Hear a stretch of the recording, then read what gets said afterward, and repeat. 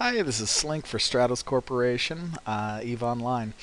I'm going to do a video today about death clones, jump clones, how to possibly configure your jump clones.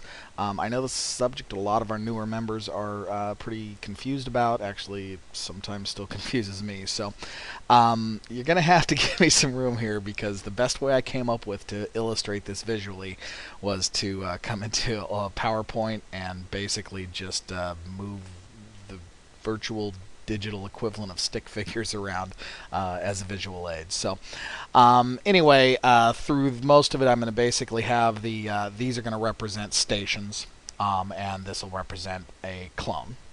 So anyway, let me kind of just go through the illustration. Please forgive the horrible art, but I think the visual representation will help a lot. So basically, the first thing is, before we get into jump clones, let's just talk about medical clones. Let's say this was Station 1, your home station. If you visit Station 1 and it has a medical facility, all you have to do is open the medical tab, and you can set that station to your medical clone's home base, which means that wherever you are in the universe, if you die, you will wake up at that location. It's extremely important to have that location be a station with a medical facility, because the moment you die, the first thing you always want to do is upgrade your clone so that you don't lose skill points. Going from the theta to eta to beta, that whole list, you want to always make sure that you have a clone that holds more spell points than you have. If you ever forget that, you're going to lose a lot of training time. So basically, you set your medical clone, then you can fly out through the universe, go wherever you want, no matter what station you are. Wherever you are, oops, move the station, not the stick figure. Wherever you are in the universe, if you die, you return to your home medical clone. Now, this medical clone can be set remotely. Any station that our corporation has an office in, even if you're not there. If you're there, you can set it directly, but you can also set it remotely for any station with a medical facility where our corporation has an office. So let's say you were here in Station 1 and at a medical facility, and there was a Station 2 across the universe, 84 jumps away, for example. If our corporation has an office at that station, from inside this station, you can change your home station from Station 1 to Station 2. Now, when that medical clone is set to Station 2, if you then undock in a pod and self-destruct, you will immediately wake up at Station 2. That immediately transporting yourself, that version of yourself anyway, halfway across the universe or to wherever that is set. Again, the minute you die, no matter whether you're killed by somebody else or you self-destruct, when you arrive, the first thing you want to do is open the medical tab, upgrade your clone.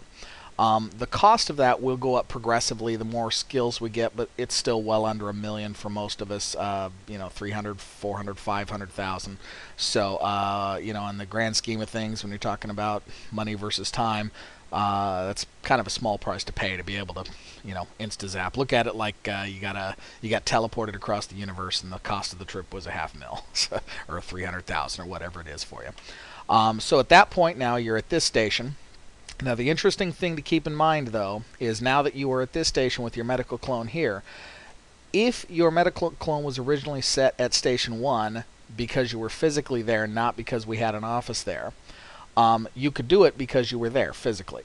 However, when you're away from it, you cannot set your clone to that station remotely. We have to have an office there, which is one of the reasons you've seen me kind of running around worrying about where we do and don't have offices. In a lot of ways, we're renting offices for this convenience for people who want to do this. It's a little risky. I encourage you to slow down, take your time if you're going to do it. I can already tell by looking at the time we're going to end up as a two-parter here, but oh well. It's a complicated subject, and it's something I think important for people to understand inside and out. So anyway, that is pretty well the medical clone, what I've been calling death cloning, which is using a suicide push to travel across the universe. Now, obviously, if in this clone you had expensive implants, you would also lose implants. So it only really works if you have an empty clone or a clone with implants that you do not care about. So I'm going to go ahead and go to another page here to address the next subject, which is jump clones. Jump clones basically creates copies of yourself. There is one active at any given time before you have jump clones. That's you. However, once you have access to being able to create a jump clone, you travel to a station that has a medical facility, and B, with whom you have +8 standing with, or our corporation has +8 standing with. We, as of now, have one corporation that we have an average of 8 standing with, and we're working on more. So that opens up the option of creating jump clones. Now, it's important to realize that the only time you need that standing is to actually physically create the jump clone. Once it's created, it can move around and be left at whatever stations you want. So if I was moving to Station 1, let's say Station 1 was a station that our corporation has sufficient standing with, I would arrive at that station, open up the medical tab, and say I want to install a jump clone at that facility. I think it costs 100,000 ISK, nothing significant there. The moment you do that, you now have a B version of yourself. You're still in this clone in the hangar, but in the medical facility for the Station 1, you have another copy of yourself. You then fly away from the station. Now, if you go to a different station, any station doesn't even have to have a medical facility. I'll have to keep it off of that. If you fly to any other station, you go into the station, you go into a pod, you go into your interface for your character, and you click the Jump Clones tab, and you then have an option now to jump to this other clone. So if you do that, let's say you're in your A version, you pull up to this station. I'm going to bring this to the top, darn it. Bring the front.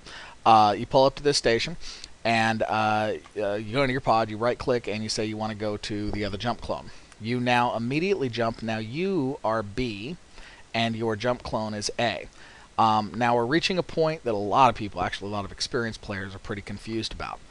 This action, let's say you just did this jump and you are now in your B clone. That doesn't change anything about your medical clone. If you then were to undock and self-destruct wherever in the universe your medical clone was set, you would then wake up at that station as still the B version of yourself, still with this jump clone down in Station 9. So that's the basics. Then now every time you jump, you go on a 24-hour cooldown. So you're stuck in that clone for 24 hours. However, at the end of the 24 hours, you're free to go to another station and jump to another clone. So then, let's say you 24 hours later docked back into Station 1. You now jump to the A version of yourself, and let's say you flew to another station where you have another ability to generate another jump clone. You have sufficient skill. So you install, it's a little annoying. Send this to the back. This isn't helping with time. So now you've installed another jump clone, another possible version of yourself. And let's say you do what I'm recommending, and that's train to Infomorph Psychology 3, for the ability to have a total of 4 versions of yourself. So let's say you fly to another facility, and again, these facilities you have to have the standing to create the clone, but once they're created, they're yours to work with. So let's say you create the 4th clone. But even though you've installed these clones, you're still in the A version of yourself. Then, and I'm just going to kind of fly through at the end of this video. I'll be starting part 2 here shortly. But now you fly to Station 8. You can jump, and now this is the active you. This active you can fly to Station 5. 24 hours later, can jump to the B version. The B version can fly to Station 7. You can dock there, go to a pod. Click 24 hours later, you can jump to the C version of yourself, and you can see that after they're installed, these are any stations. You don't have to have standing. Technically, they don't even have to have medical facilities. Once they're created, you can now go about shuffling these clones throughout the universe however you want. So I am going to break it off here, and I am going to do another half of this, so part 2 coming soon.